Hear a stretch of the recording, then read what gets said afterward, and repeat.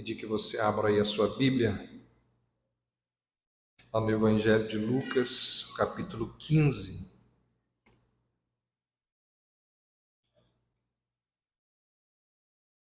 Lucas 15,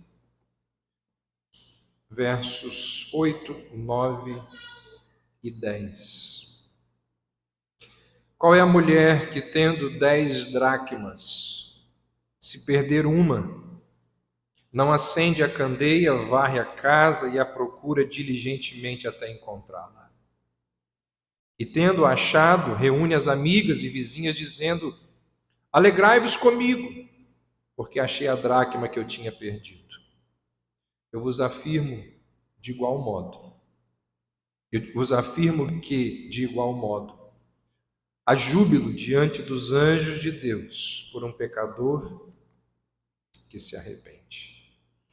A mensagem dessa parábola é semelhante, é a mesma da parábola anterior, que está descrita aí nos versos de 3 a 7 e que nós analisamos no domingo passado.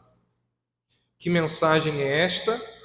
A alegria por algo que foi encontrado e se perdeu. A restauração daquilo que estava perdido. A ovelha foi perdida por displicência. O filho da próxima parábola será perdido por deliberação. E a dracma aqui, ela foi perdida por descuido.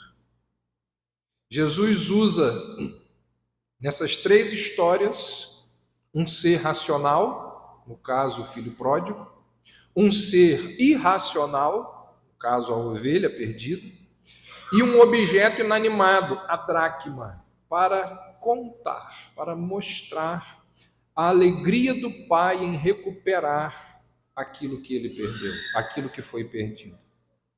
E a Bíblia diz que quando os cristãos, eles se alegram, quando os cristãos são salvos, são redimidos, são encontrados, existe lá no céu uma alegria enorme. Existe no céu alegria por aquele que estava perdido e foi achado. Eu não sei qual é o seu entendimento, qual é a compreensão que você possui do céu, quando você para analisar o que é o céu, o que vem à sua mente. Você pode pensar que o céu é um lugar de tranquilidade, e de fato é. Você pode pensar que o céu é um lugar de paz, de adoração, de santidade, de glória, e de fato é. Mas talvez aquilo que mais se destaca no céu, segundo as Escrituras, é alegria. A Bíblia diz que o céu é um lugar de muita alegria.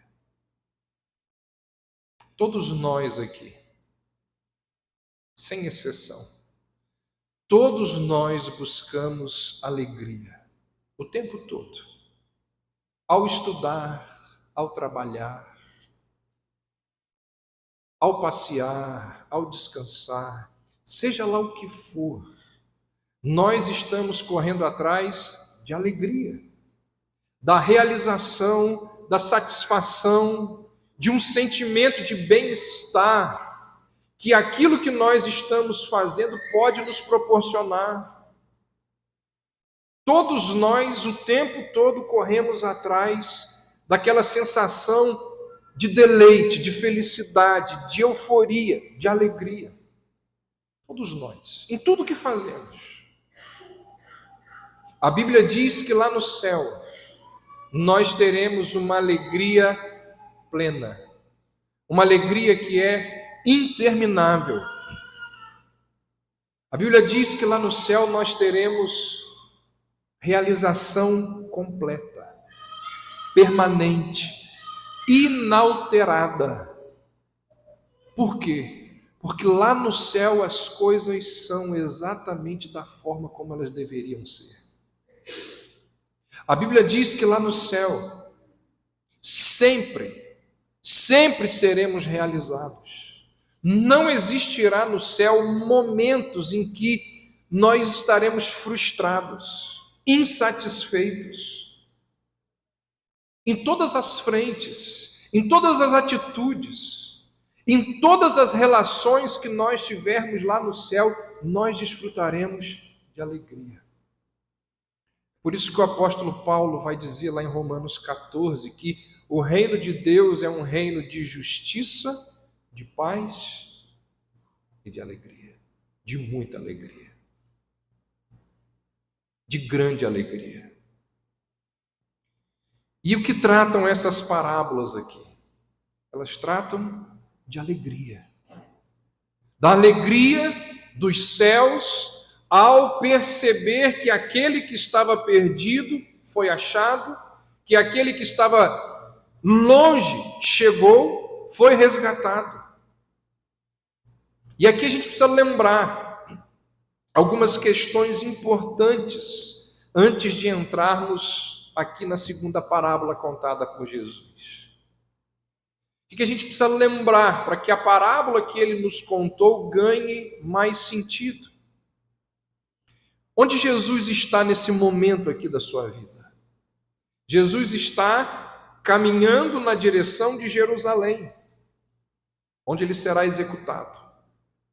Ele está se movendo na direção de Jerusalém. Desde lá do capítulo 9, verso 51, até aqui Jesus está em peregrinação.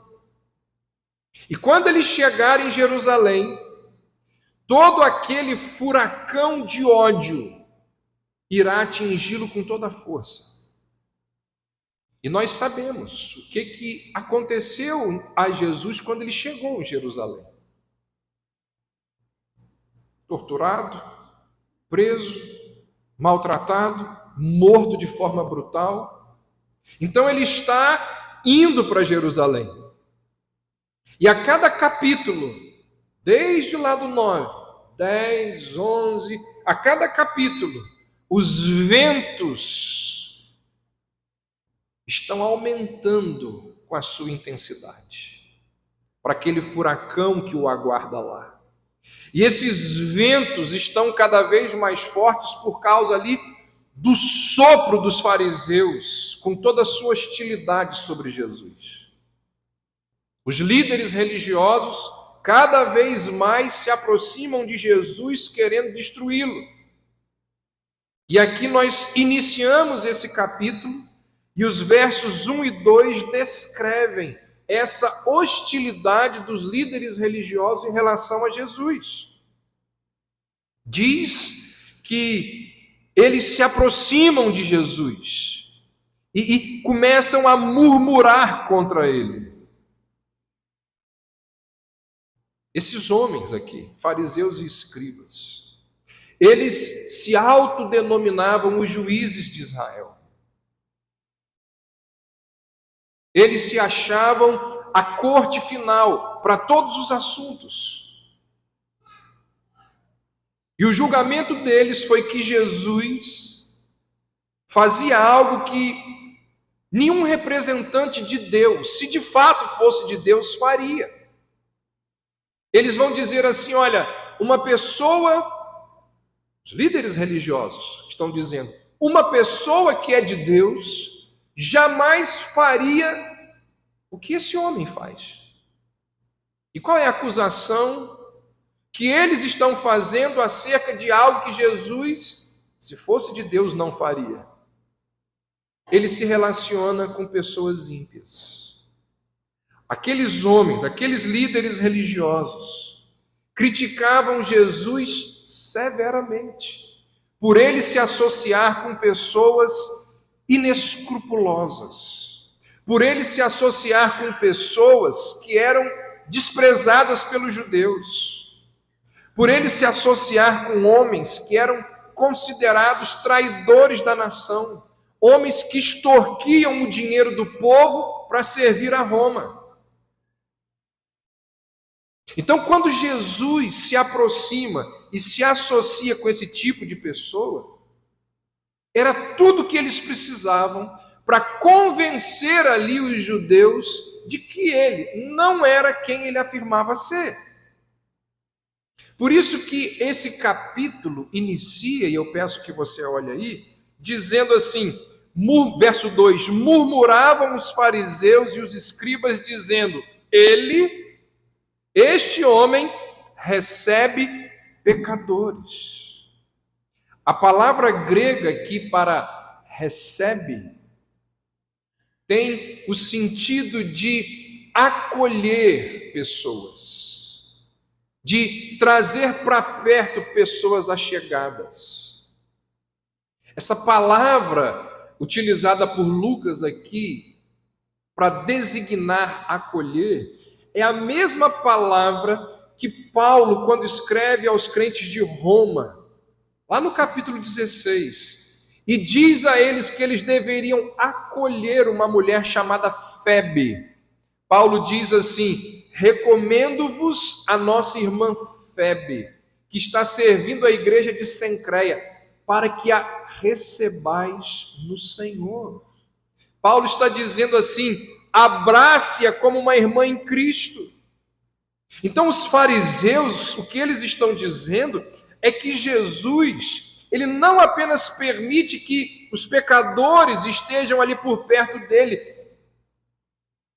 eles estão dizendo assim: esse homem abraça essas pessoas, esse homem acolhe essas pessoas, esse homem trata essas pessoas como se elas fossem da sua família, ele come com elas. Isso é algo ultrajante.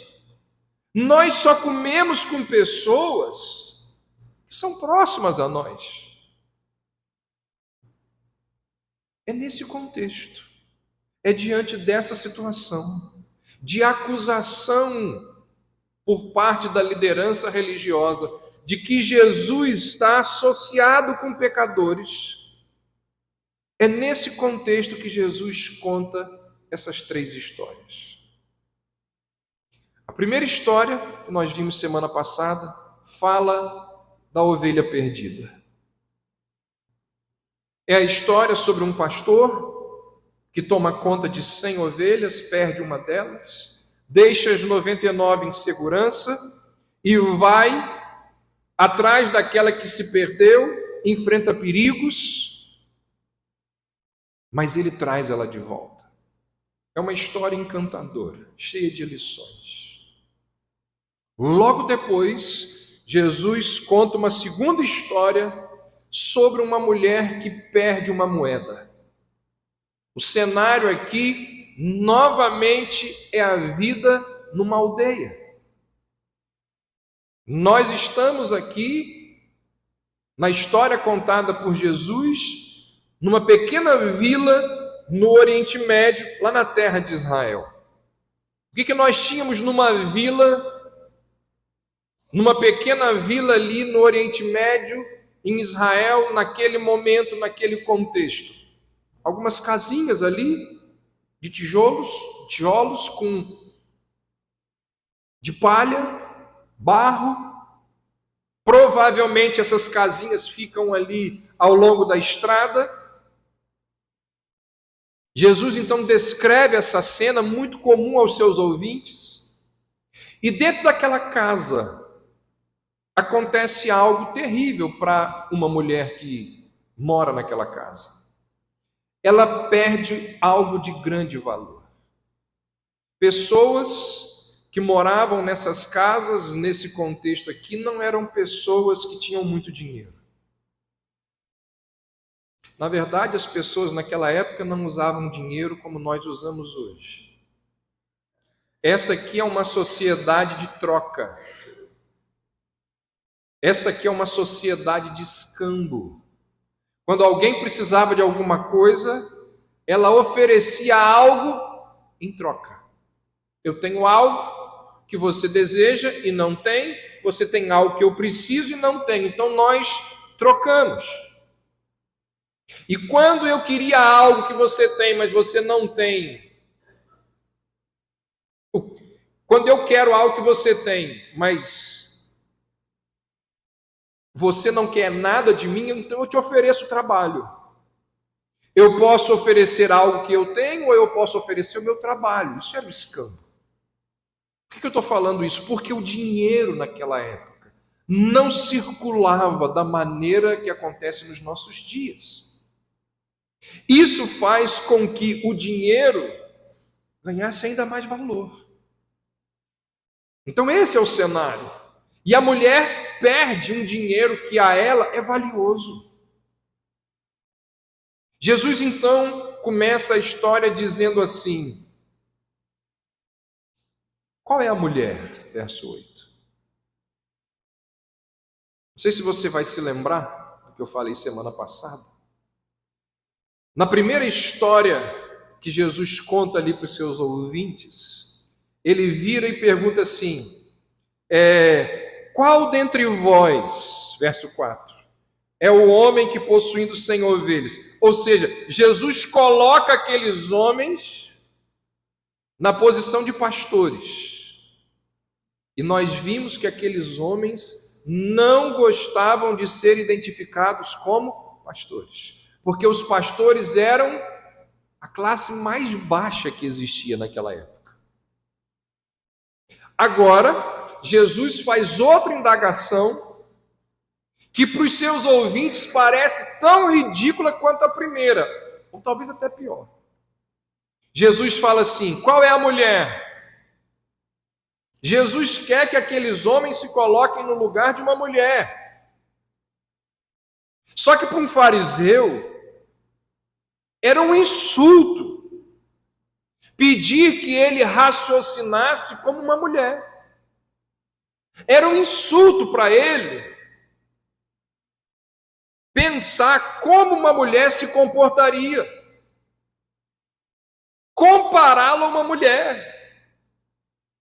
Quem conhece um pouquinho da história bíblica sabe que todos os dias aqueles fariseus faziam uma determinada oração. Qual era? Oh Deus, obrigado por eu não ter nascido mulher. Era a oração que eles faziam. As mulheres, naquela época, nem sequer eram ensinadas na lei de Deus. Naquela cultura, daquele tempo, era um insulto comparar um público masculino a uma mulher. Então, se os pastores eram impuros, as mulheres não eram respeitadas. E aí aparece Jesus, que tem ali os seus ouvintes, e obriga aqueles homens a pensarem como um pastor e como uma mulher. Certamente que eles vão ficar extremamente insatisfeitos. E aí então ele diz: qual é a mulher? Pensem como uma mulher. Qual é a mulher que, tendo 10 moedas de prata e perde uma moeda? Então imagina, uma pequena aldeia, localizada numa estrada poeirenta, em algum lugar da Judéia, uma casinha bem pequena ali com 4 paredes, uma pequena entrada, uma casa que não tem janelas. Eram assim as casas. Talvez ali uma fenda acima ali do nível dos olhos para causar um pouco de ventilação. Chão de terra, sujeira de basalto preto, chão duro, cheio de poeira. E essa mulher está na casa e perde uma de suas 10 moedas de prata. Essas moedas, elas tinham ali cerca de 4 gramas de prata. Os gregos a chamavam de dracma e os romanos a chamavam de denário. Uma moeda dessa correspondia a um dia de trabalho. E essa moeda poderia estar preservada, guardada, para alguma emergência, para alguma necessidade da família ali nas próximas semanas, nos próximos meses. As pessoas naquela época não gastavam o seu dinheiro tão rapidamente como nós fazemos hoje. Muito provavelmente, essa moeda aqui era um recurso que essa mulher iria usar no futuro. Talvez para ajudar algum familiar, talvez num momento ali de enfermidade. O certo é que perder uma moeda como essa aqui traria um grande prejuízo. Jesus então pergunta aos líderes religiosos se eles estivessem no lugar daquela mulher. Aqueles homens sabiam que diante da perda, aquela mulher só tinha uma opção: procurar. Procurar intensamente, cuidadosamente, até encontrar. Qual de vós, ou qual é a mulher que tendo 10 dracmas, o que ela faz? Jesus diz, olha aí. Se perder uma, acende a candeia, varre a casa e a procura diligentemente até encontrá-la. Diferentemente de nós, homens, mulheres são boas em encontrar coisas perdidas, não é? Às vezes eu viro para a Cris e pergunto assim: você viu minha carteira? Acontece lá na sua casa? E aí ela vira para mim e diz: está ali, ó. Eu passei por ali 15 vezes e eu não vi a carteira. E aí ela vira para mim e pergunta assim: você procurou com a mão? Parece que a carteira se materializou naquele momento ali, porque eu não vi. Elas são excelentes em achar coisas perdidas. E a Bíblia diz que aquela mulher então começa a procurar a moeda perdida, diligentemente. O verbo grego utilizado aqui por Jesus diz que essa procura é uma procura minuciosa, cuidadosa. Primeiro ela acende a candeia. Como disse há pouco, as casas na Palestina, naquela época, não tinham portas e janelas como as nossas casas de hoje. Era muito escuro. Então, para você achar algo que foi perdido, para você procurar algo que foi perdido, a primeira coisa que você tinha que fazer era iluminar a casa. Foi isso que a mulher fez. Ela acende uma lâmpada e ela vai ali olhando cada canto, cada recanto. Jesus também diz que ela apanha ali a sua pequena vassoura de galho, talvez ela tenha trocado com um vizinho, por algum serviço, alguma coisa, e ela começa a varrer. E começa a varrer porque é um chão duro, tem poeira por toda parte.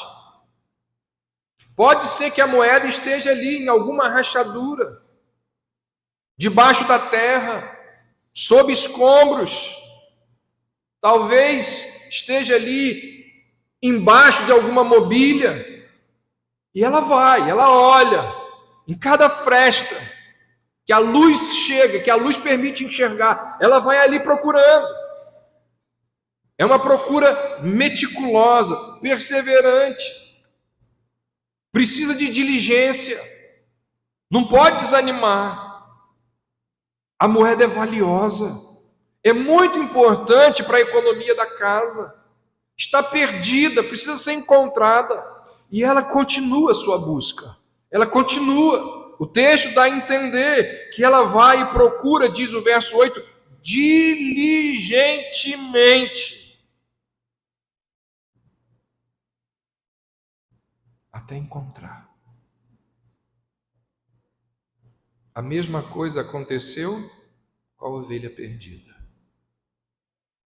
O pastor que a perdeu vai aonde for preciso para encontrá-la. Ele vai enfrentar desafios, perigos, até encontrar a ovelha perdida. E aí a parábola diz que depois de perdida, procurada e encontrada, a moeda é celebrada. Olha o que diz o verso 9. E tendo-a achado, reúne as amigas e vizinhas, dizendo: alegrai-vos comigo, porque achei a dracma que eu tinha perdido. Ela chama as amigas. Isso era muito típico naquela época. As pessoas eram bem próximas. Em aldeias pequenas, todo mundo sabia das alegrias e dos problemas de todo mundo. Todo mundo se conhecia. O sofrimento de um era o sofrimento de todos. Assim também a alegria de uma casa era a alegria das demais casas. Então, ela chama as amigas e diz: eu achei, eu encontrei a moeda que eu tinha perdido e que eu disse a vocês que tinha se perdido. E aí, o verso 10, nós encontramos a aplicação da parábola. Jesus diz: eu vos afirmo que, de igual modo, há júbilo diante dos anjos de Deus por um pecador que se arrepende. Preste atenção nesse detalhe aqui. Jesus não diz que é alegria dos anjos. Jesus diz que há alegria na presença dos anjos. Isso aqui é interessante e muito importante. Não é a alegria dos anjos, é diante dos anjos. Quem que está diante dos anjos? De quem é a alegria? É a alegria do Trino Deus que existe na presença dos santos anjos. É a alegria do Deus que busca. É óbvio, é claro que os anjos participam da celebração. Afinal, todos que conhecem o coração de Deus se regozijam com o coração alegre de Deus. Lá em Apocalipse 4, João nos diz que Deus está ali em seu trono. Naquela cena de grande glória e de esplendor, cercado por anjos, ali estão os 24 anciãos, que representam os redimidos. E João diz que todos eles estão dizendo: Santo, Santo, Santo é o Senhor Deus, o Todo-Poderoso, que era, que é e que há de vir. Digno és, Senhor, de receber glória e honra, porque tu criaste todas as coisas e por causa da tua vontade elas existiram e foram criadas. O que a gente tem aqui? Um contexto de louvor, um contexto de adoração ao Deus Criador. Aí você continua lendo Apocalipse e você entra no capítulo 5. E esse contexto de louvor toma um rumo diferente. João diz que os anjos e os remidos passam a entoar um novo cântico. E nesse novo cântico é dito assim: tu és digno de pegar o livro e abrir os selos, pois foste morto e compraste para Deus com teu sangue homens de toda tribo, língua, povo e nação. Ou seja, eles estão louvando a Deus e ao Cordeiro pela redenção.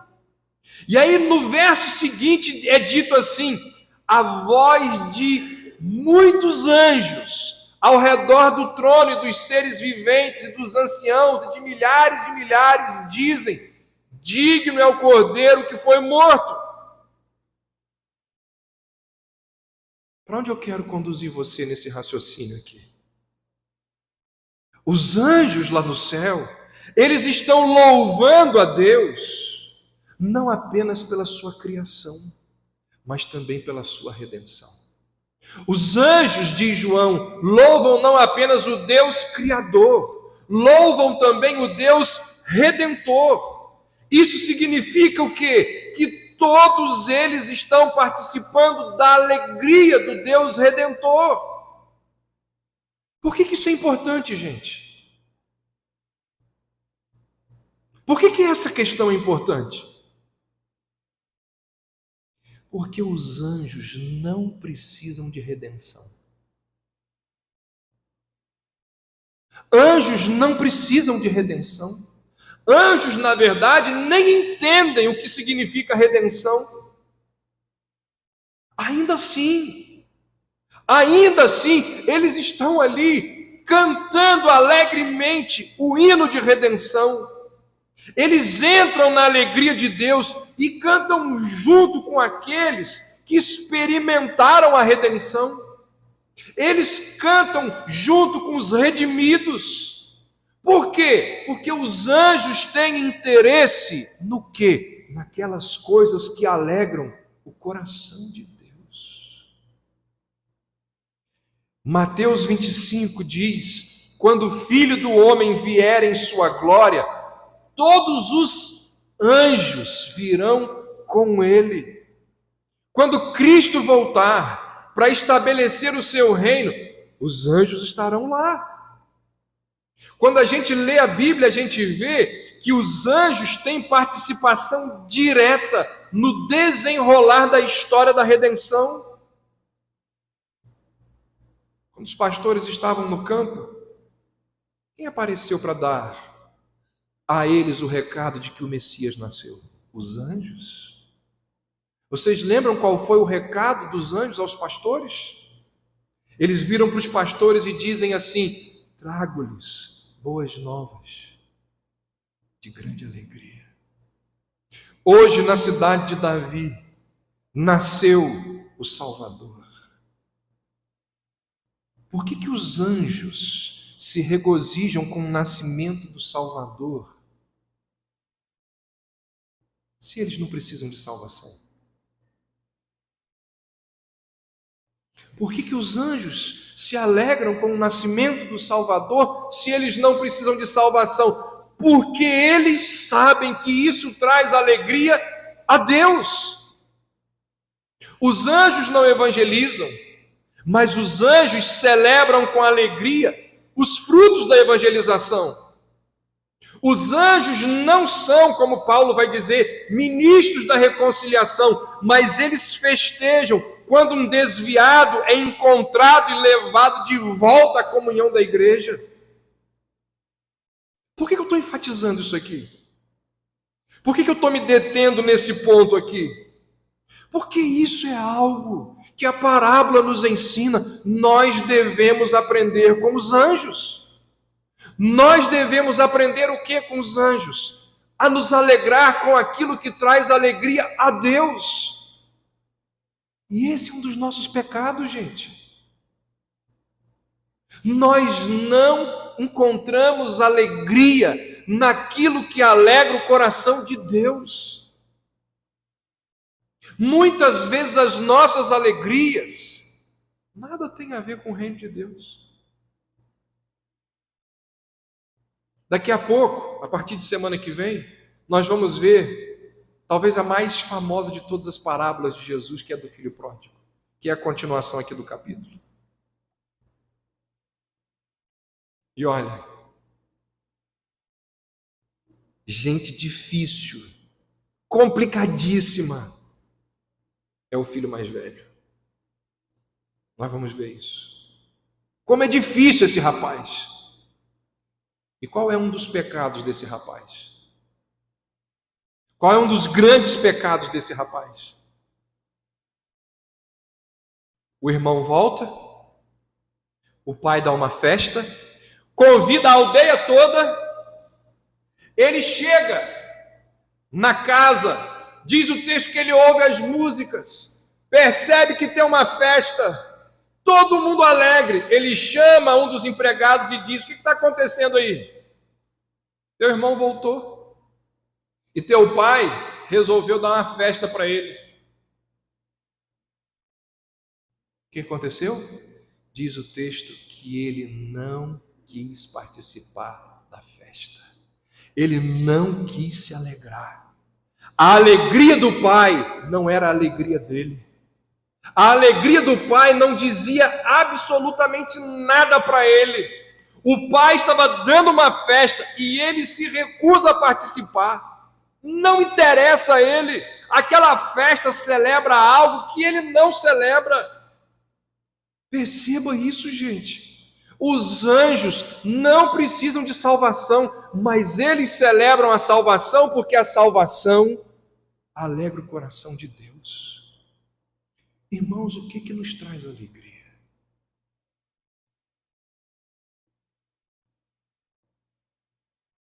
Será que os nossos valores são os valores do céu?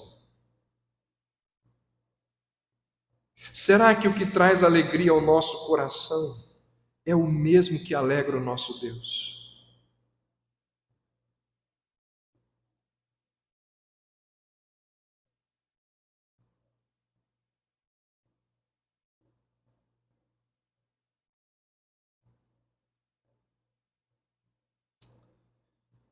É triste quando a gente percebe que muitas vezes a empolgação do nosso coração com algumas coisas terrestres, passageiras e mundanas é muito maior do que a empolgação com as coisas do reino de Deus. É lamentável, é sofrível.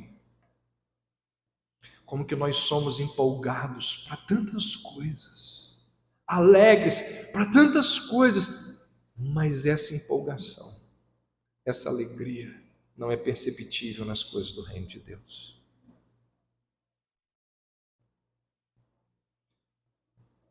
O texto diz que Deus, ele fica extremamente feliz quando os eleitos são encontrados.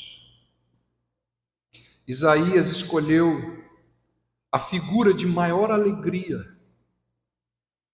talvez a figura de maior alegria de um noivo e uma noiva, para ilustrar a alegria de Deus com um pecador que se arrepende. Ele vai dizer: como o noivo se alegra com a noiva, assim o seu Deus se alegrará com você. A parábola então mostra que, à medida que um pecador após outro é procurado, encontrado e recuperado, existe festa. É Deus em Cristo, a parábola nos ensina, que inicia a busca pelo pecador. É Deus em Cristo que acende a luz do Evangelho para varrer e buscar o pecador em todo lugar escuro e escondido desse mundo. É Deus em Cristo que procura o pecador perdido, escondido lá naquelas fendas, no pó, nos escombros de um mundo sujo de pecado. É Deus em Cristo que estende a mão, apanha o pecador e o restaura de volta ao tesouro celestial. Pode ser que você nem se lembre mais disso, mas esse aqui é o momento de eu te lembrar. Existiu um tempo na sua vida em que você estava perdido, longe do Salvador. Existiu um tempo em que você não enxergava aquilo que você enxerga hoje. Existiu um tempo na sua vida em que você não pensava como pensa hoje, em que você não vivia de maneira semelhante a de alguns parentes, ou melhor, que você vivia de maneira semelhante a de alguns parentes e amigos. E para te recuperar, Cristo desceu e percorreu todo o caminho até a sujeira de uma tumba. desceu, viveu com os pecadores, na sujeira desse mundo, nos escombros, nas rachaduras, para poder te encontrar, para poder ir lá te buscar. Não existe nenhuma religião no mundo que tenha um Deus que busca e salva pecadores. Não há Deus em nenhuma outra religião que transforma seus inimigos em seus filhos. Não há nenhuma religião no mundo onde há um Deus que dê a si mesmo para redimir aqueles que o odeiam. Não há nenhuma religião no mundo em que o seu Deus vai até o pecador miserável para resgatá-lo. Assim como o pastor que busca a ovelha perdida e se alegra quando ela é encontrada. Assim como a mulher que busca a moeda perdida e se alegra quando ela é encontrada. Assim também o Deus que busca, ele se alegra quando homens e mulheres perdidos são encontrados. Assim como o pastor não ficou sentado, quieto, lamentando lá a ovelha que se perdeu, assim como a mulher não permaneceu lá chorando, parada, imóvel, passiva dentro de casa pela moeda que se perdeu, a Bíblia diz que assim também o nosso bendito Senhor não ficou lá nos céus, condoendo-se, lamentando-se pelos pecadores, por causa dos homens que desonraram o nome dele. A Bíblia diz que ele desceu da glória. Ele sai da glória que tinha ao lado do Pai, vem à terra, se humilha, se torna homem como eu e você. E na linguagem bíblica, ele veio buscar aquilo que havia sido perdido. Ele veio salvar o perdido. E ele não descansou. Não descansou. Até que lá na cruz ele disse: acabou. Está consumado. Ele foi diligente até o fim. Como nós vimos semana passada, a ovelha indefesa, quase morta, sem nada poder fazer, precisa de ajuda. Precisa ser apanhada, colocada nas costas do pastor, carregada de volta. É o pastor quem busca. É o pastor quem acha, quem carrega o fardo de volta para casa. É o pastor que cuida e recupera a ovelha. De modo semelhante, a moeda é inanimada e sem vida. É a mulher que vai atrás da moeda. O que essas duas imagens nos mostram? Que é o Senhor quem faz a descoberta e a restauração. É Deus quem vem ao nosso encontro. Mas tem um detalhe. Ambas as histórias, na verdade as três histórias, elas nos mostram e elas deixam claro que isso não acontece sem arrependimento. Olha o que diz o final da parábola da ovelha perdida no verso 7. Um pecador que se arrepende. Haverá júbilo no céu por um pecador que se arrepende. Verso 10. Há júbilo diante dos anjos de Deus por um pecador que se arrepende. Então perceba, e aqui eu encerro. A ovelha perdida e o pastor vai atrás dela de forma diligente até encontrá-la. E há alegria, júbilo na aldeia quando o pastor traz a ovelha nos braços. E aí Jesus diz, de forma semelhante, há alegria no céu por um pecador que se arrepende. Depois Jesus conta a história da mulher que perde um bem valioso e busca diligentemente aquela moeda até encontrá-la. E quando acha, ela fica feliz. E aí Jesus diz de forma semelhante: lá no céu, há alegria por um pecador que se arrepende. E agora? Agora entra a história do filho pródigo. Talvez não exista nenhum texto bíblico que aborde com tanta clareza a necessidade de arrependimento como a do filho pródigo. Deus busca, Deus vai atrás, mas é preciso que haja arrependimento. E é isso que nós vamos ver na próxima semana. Vamos orar. Senhor, nós somos gratos, porque o Senhor é o grande buscador. Ó Deus, ai de nós, se o Senhor não viesse a nós em amor e graça. Andávamos desgarrados como ovelhas, cada um se desviava pelo seu próprio caminho. Mas o Senhor, de maneira misericordiosa, veio a nós e nos redimiu. Louvado seja o teu nome, por Jesus Cristo, nosso Salvador. Louvado seja o teu nome, por Jesus Cristo, o grande buscador. A Ele seja a honra, a glória e o louvor para todo sempre. Amém.